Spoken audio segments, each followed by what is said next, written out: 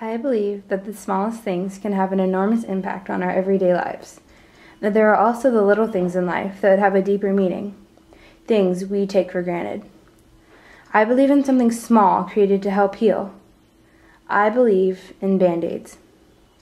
As a child, it is common to see a mother comforting their child after they have fallen off the monkey bars or scraped up their knees by gently placing a Band-Aid over the cuts.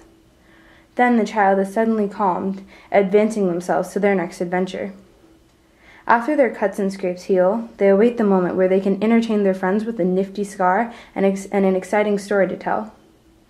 I believe Band-Aids are like time, that their purpose is to heal and allow life to take its course.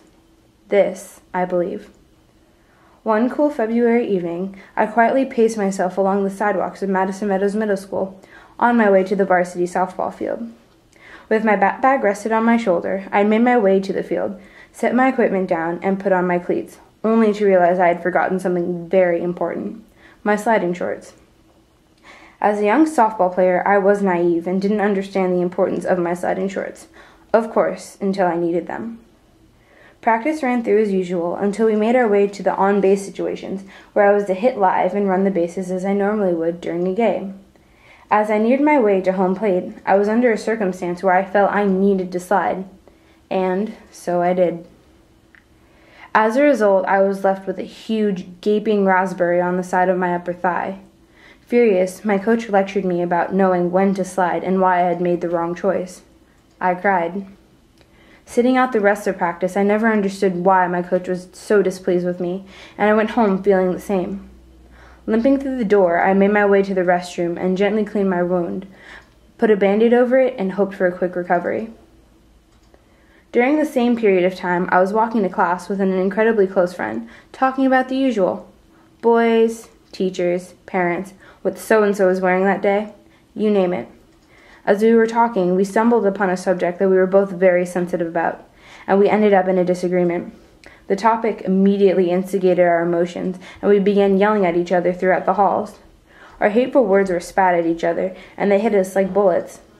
We stormed off to our separate last period classes, infuriated, with tears flowing down our faces.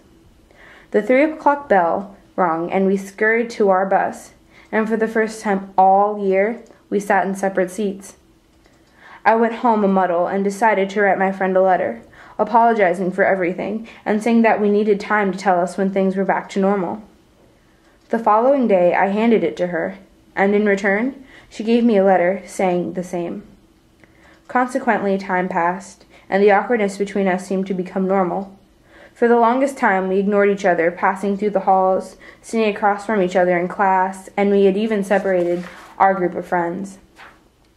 That continued until one day, where neither of us could bear not having our frequent sleepovers or rollerblading throughout our neighborhoods. We both were in the lunch line, waiting to be checked out, when we both looked at each other and smiled. Nothing had to be said, and it was only then we realized that everything was all right, and we willfully sat next to each other. Our friends then happily joined us, relieved that we had finally resolved their differences.